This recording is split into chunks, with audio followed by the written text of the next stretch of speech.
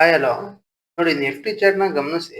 ನಾನು 5ನೇ ತಾರೀಕು ಏನಂತ ಹೇಳಿದೆ, ಏನಾಗುತ್ತೆ ಅಂತ ಪ್ರಿಡಿಕ್ಟ್ ಮಾಡಿದ್ದೆ ಅಂದ್ರೆ, ಬುಲ್ಲಿಶೇ ಆಗ್ಬೇಕು ಅಂದೆ. ಬೇರಿಶ್ ಆಗೋ ತರ ಯಾವ ತರನೂ ಕಾಣ್ತಾ ಇಲ್ಲ ಅಂದೆ. ಮಾರ್ಕೆಟ್ ಸ್ವಲ್ಪ ಬುಲ್ಲಿಶೇ ಆಯ್ತು. ಆ ನಾನು ನಿಮ್ಗೆ ಯಾವಾಗ ಪುಟ್ ಸೈಡ್ ಅಲ್ಲಿ ವರ್ಕ್ ಮಾಡಿ ಅಂತ ಹೇಳಿದ್ ನೋಡಿ ಅದಕ್ಕೆ. ನಮ್ ಎಂಟ್ರಿ ಕೂಡ ಬಂದಿಲ್ಲ. ನಾನ್ ನಿಮ್ಗೆ ಯಾವಾಗ್ಲೂ ಸೇಫರ್ ಝೋನ್ ಆಗಿ ಇರ್ಲಿ ಅಂತ ಈ ತರ ಮಾಡೋದು. ಸೇಫರ್ ಆಗಿ ಟ್ರೇಡ್ ಮಾಡ್ಬೇಕು. ಸೇಫ್ ಬಿಟ್ರೆ ಅನ್‌ಸೇಫರ್ ಟ್ರೇಡ್ ಮಾಡಕ್ ಹೋಗ್ಬಾರ್ದು. ನಾವು ಹೊಡ್ಸ್ಕೊಂತೀವಿ ಅಂತ. ಸೊ ಹಂಗಾಗಿ ಯಾವಾಗ್ಲೂ ಸೇಫರ್ ಟ್ರೇಡ್ ಮಾಡ್ಲಿ ಅಂತಾನೆ ನಾನು ಆ ತರ ಹಾಕೇ ಬಿಡೋದು. ನೋಡಿ ಫಸ್ಟ್‌ನೇ ಟಾರ್ಗೆಟ್ ಹಿಟ್ ಆಯ್ತು ಫಸ್ಟು. ನಾನೇನು ಈ ಟ್ರೇಡ್ ಅಲ್ಲಿ ಒಂದ್ ಸಣ್ಣ ಸ್ಕ್ಯಾಲ್ಪ್ ಮಾಡಿದೆ. ಅಲ್ಲ ಸಾರಿ ಆಯ್ತಲ್ಲ ಪುಟ್ ಸೈಡ್ ಅಲ್ಲಿ ಒಂದು ಪ್ಲಾನ್ ಮಾಡಿ ಟಾರ್ಗೆಟ್ ಇಲ್ಲಿ ಬರ್ಬೇಕಿತ್ತು ಬರ್ಲಿಲ್ಲ.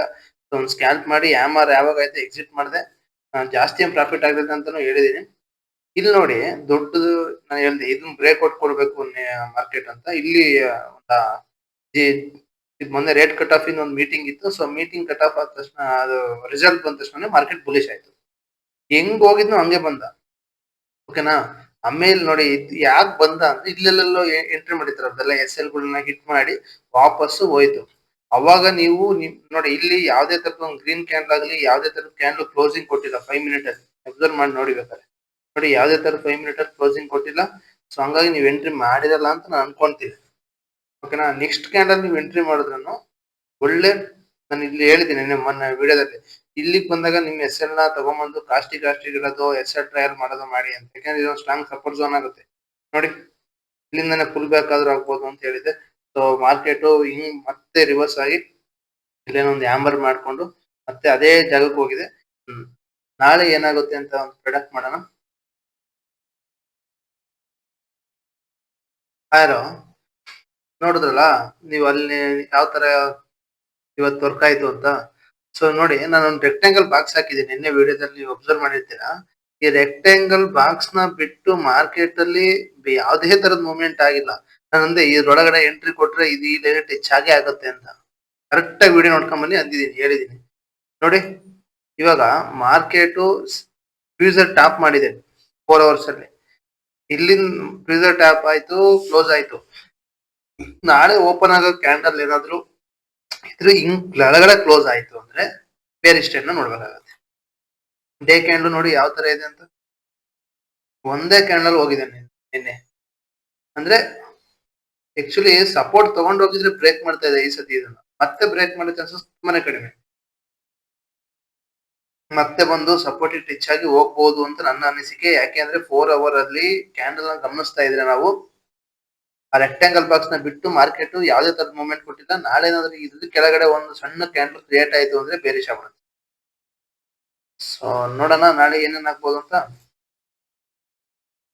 ನಾಳೆ ನೋಡಿ ನೀವೇನಾದ್ರು ಬೇರಿಶ್ ಟ್ರೆಂಡ್ ಅಲ್ಲಿ ಏನಾದ್ರು ನಾಳೆ ವರ್ಕ್ ಮಾಡ್ಬೇಕು ಅಂತಿದ್ರೆ ಎಂಟ್ರಿನ 26,123 ಇರ್ಲಿ, 123, 122, 121 ಇರ್ಲಿ. ಎಸ್.ಎಲ್ ನೀವು ಬಿಟ್ಟಿದ್ದು ಅಂದ್ರೆ ಸ್ಮಾಲ್ ಎಸ್.ಎಲ್ ಇಟ್ಕೊಂಡಿರಿ. ಒಂದ 20 ಪಾಯಿಂಟ್ಸ್ ಅಲ್ಲಿ ಇಟ್ಕೊಂಡಿರಿ.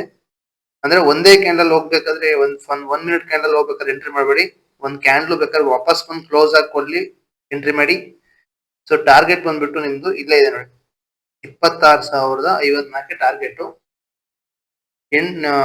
ಪುಲ್ಲಿಶ್ ಅಲ್ಲಿ ಏನಾದ್ರು ನೀವು ವರ್ಕ್ ಮಾಡ್ಬೇಕು ಅಂತ ಅನ್ನೋದಿದ್ರೆ ನಾಳೆ ಈ ರೆಕ್ಟಾಂಗಲ್ ಬಾಕ್ಸ್ ಬಿಟ್ಟಾಗೆ ಮಾಡಿ. ಟಾರ್ಗೆಟ್ ಇದೆ ಯಾಕೆ ಅಂತ ಹೇಳ್ತೀನಿ ನೋಡಿ. ಓಕೆ ಯಾಕೆ ಅಂತ ಹೇಳ್ತೀನಿ ನೋಡಿ. ನೋಡಿ ಹೋಗ್ತಾ ಅಪ್ಸೈಡ್ ಮೂವ್ಮೆಂಟ್ ಅಲ್ಲಿ ಇರೋ ಮಾರ್ಕೆಟ್ ಅಲ್ಲಿ ಒಂದು ಫ್ಲಾಗ್ ಅಂಡ್ ಪೋಲ್ ಆಗ್ಬಿಟ್ಟು ಫ್ಲಾಗ್ ಅಂಡ್ ಪೋಲ್ ಮಾಡ್ಕೊಂಡು ಇವಾಗ ನಿಮ್ಗೊಂದು ಪ್ರೈಸ್ ಆಕ್ಷನ್ ಬೇಕಲ್ಲ. ಸುಮ್ನೆ ಹಿಂಗ್ ಹೋಗಕ್ ಬರಲ್ಲ. ಒಂದೇ ದಿನಕ್ಕೆ ಹೋಗ್ಬೇಕಿತ್ತು ಹೋಗಿದ್ರೆ. ಇದು ಇಲ್ಲಿಗೆ ಬಂದು ಸ್ಟಾಪ್ ಮಾಡಿದಾನೆ ಅಂತಂದ್ರೆ ಒಂದು ಪ್ರೈಸ್ ಆಕ್ಷನ್ ಮಾಡ್ಬೇಕು. ನೋಡಿ ನೀವು ಇಲ್ಲೊಂದು ಫ್ಲಾಗ್ ಅಂಡ್ ಬೋರ್ಡ್ ಚಾನಲ್ ಮಾಡ್ಬಿಟ್ಟು ಅಪ್ಸೈಡ್ ಮೂವ್ಮೆಂಟಮ್ ಕೊಟ್ಟ. ಇದ್ರಿಂದ ಇದೆಷ್ಟು ಬಂದಿತ್ತು ಅಷ್ಟು ಆಯ್ತು.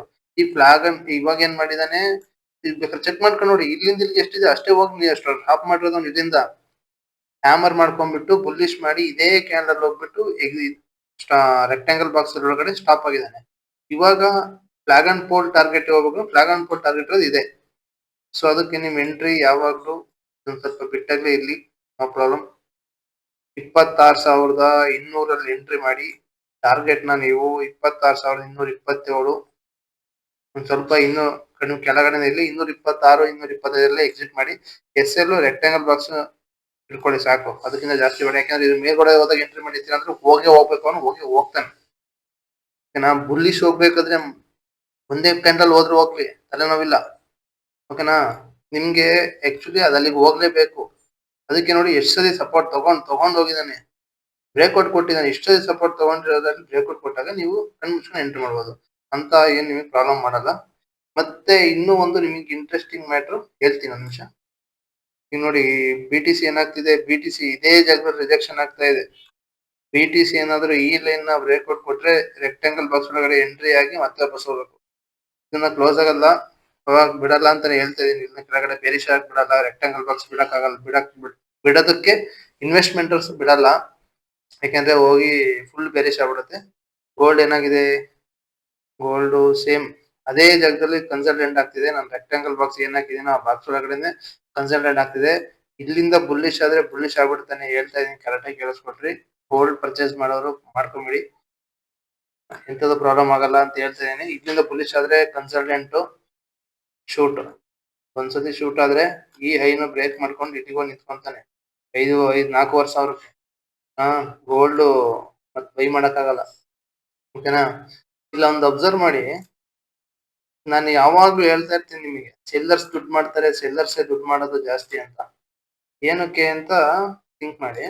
ನೋಡಿ ಇವಾಗ ಒಂದು ಕಡೆ ಸೈಡು ಪುಟ್ ಹಾಕ್ತೀನಿ, ಈ ಕಡೆ ಸೈಡು ಕಾಲ್ ಹಾಕ್ತೀನಿ. ನೀವು ಅಬ್ಸರ್ವ್ ಮಾಡಿ ಅಷ್ಟೇ, ಏನು ಮಾಡಬೇಡಿ, ಅಬ್ಸರ್ವ್ ಮಾಡಿ. ನೀವೇನು ಇನ್ವೆಸ್ಟ್ಮೆಂಟ್ ಮಾಡಿಲ್ಲ ಅನ್ಕೊಂಡು ಅಬ್ಸರ್ವ್ ಮಾಡಿ.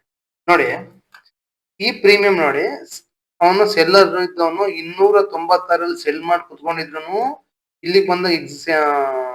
ಯಾಕೆಂದ್ರೆ ಇದೊಂದು ಸಪೋರ್ಟ್ ಲೆವೆಲ್ ಆಯ್ತು. ಒಂದೇ ಹತ್ರನೇ ಮಾರ್ಕೆಟ್ ಸ್ಟಾಪ್ ಆಗ್ತಾ ಇದೆ ತಿರ್ಗಾ. ಸೊ ಇಲ್ಲಿಗೆನೆ ಬಂದು ಎಕ್ಸಿಟ್ ಮಾಡಿದ್ರು, ಬೈ ಮಾಡಿದ್ರು ಸೆಲ್ಲರಿಗೆ ಎಷ್ಟು ಪ್ರಾಫಿಟ್ ಆಗಿರೋದು. ಏನು ಸೆಲ್ಲರ್ಸ್ ದುಡ್ಡು ಮಾಡ್ತಾರೆ, ನಮ್ ಕೈಲಿ ಆಗಲ್ಲ, ನಾವ್ ಯಾಕೆ ದುಡ್ಡು ಮಾಡಕ್ ಆಗಲ್ಲ? ನಾವು ನಾವು ಬೈಯರ್ಸ್, ಈ ಬೈಯರ್ಸ್ ಯಾಕೆ ದುಡ್ಡು ಮಾಡಕ್ ಆಗಲ್ಲ? ಇದೇ ಕಾರಣ. ಅವ್ನು ಮುಂಚೆನೆ ಸೆಲ್ ಹೊಡೆದು ಕುತ್ಕೊಂಡಿರ್ತಾನೆ. ಅವನು 2 ಲಕ್ಷ, ನಾನು ದಿನ ಹೇಳ್ತಾ ಇರ್ತೀನಿ, ನಾವೆಲ್ಲ ಸೆಲ್ಲರ್ಸ್ ಆದ್ಮೇಲೆ ದುಡ್ಡು ಮಾಡಕ್ ಆಗೋದು. ಬೈಯರ್ಸ್ ಏನಿದ್ರು ಸುಮ್ಮನೆ ಸ್ಕ್ಯಾಲ್ಪ್ ಗಿಲ್ಪ್ ಮಾಡ್ಕೊಂಡು ಎತ್ಕೋಬೇಕು. ನೋಡಿ ಸರಿ ಅದಾಯ್ತಾ, ಬಿಡಿ. ಕಾಲ್ ಪ್ರೀಮಿಯಮ್ ಬಿದೋಗ್ಬಿಡೈತಪ್ಪ. ಫುಡ್ ಪ್ರೀಮಿಯಂ ಇನ್ನೇನು, 340 ಬೇಡ, 287ರಲ್ಲಿ ನೀವು ಸೆಲ್ ಹೊಡೆದ್ಬಿಟ್ಟು ಕುತ್ಕೊಂಡಿದ್ರು 66 ಸೆಲ್ ಮಾಡಿದ್ರು ನಿಮ್ಗೆ ದುಡ್ಡು ಎಷ್ಟಾಗಿರೋದು 200. ಇಲ್ಲೂ 200 ಪ್ರೀಮಿಯಮ್, ಅಲ್ಲೂ 200 ಪ್ರೀಮಿಯಂ. ಕಾಲ್ ಅಂದ್ರೆ ಬೈಯರ್ಸ್ ಎಲ್ಲಿ ದುಡ್ಡು ಮಾಡ್ತಾರೆ ಇಲ್ಲಿ. ಇದ್ರ ಬಗ್ಗೆನೇ ಒಂದು ಟಾಪಿಕ್ ಮಾಡ್ತೀನಿ, ಇಂಟ್ರೆಸ್ಟಿಂಗ್ ಟಾಪಿಕ್. ಯಾರಿಗಾರ ಬೇಕಿದ್ರೆ ಮಾಡಿ ನಾವು ನೋಡ್ತೀವಿ ಅನ್ನೋದಾದ್ರೆ ಒಂದು ಕಮೆಂಟ್ ಸೆಕ್ಷನ್ ಕಮೆಂಟ್ ಹಾಕಿ. ನಿಮ್ಗೆ ನಾನು ಸಪರೇಟ್ ಆಗಿ ಗೂಗಲ್ ಮೀಟ್ ಅಲ್ಲಿ ಒಂದು ಲಿಂಕ್ ಕಳಿಸ್ಬಿಟ್ಟು ಒಂದು ಸಣ್ಣ ಒಂದು ಥಿಯರಿ ಕ್ಲಾಸ್ ತರ ಮಾಡ್ತೀನಿ. ಇಂಟ್ರೆಸ್ಟ್ ಇದ್ರೆ ಕಮೆಂಟ್ ಹಾಕಿ. ಯಾರು ಕಮೆಂಟ್ ನ ಸೆಕ್ಷನ್ ಯೂಸ್ ಮಾಡ್ತಾ ಇಲ್ಲ, ಸ್ವಲ್ಪ ಕಮೆಂಟ್ ಮಾಡಿದ್ರೆ ನಂಗೂ ಗೊತ್ತಾಗುತ್ತೆ ನೀವು ನೋಡ್ತಾ ಇದ್ದೀರಾ ಸುಮ್ಮನೆನೋ ಇಲ್ವೋ ಅಂತ. ಬಾಯ್ ಬಾಯ್.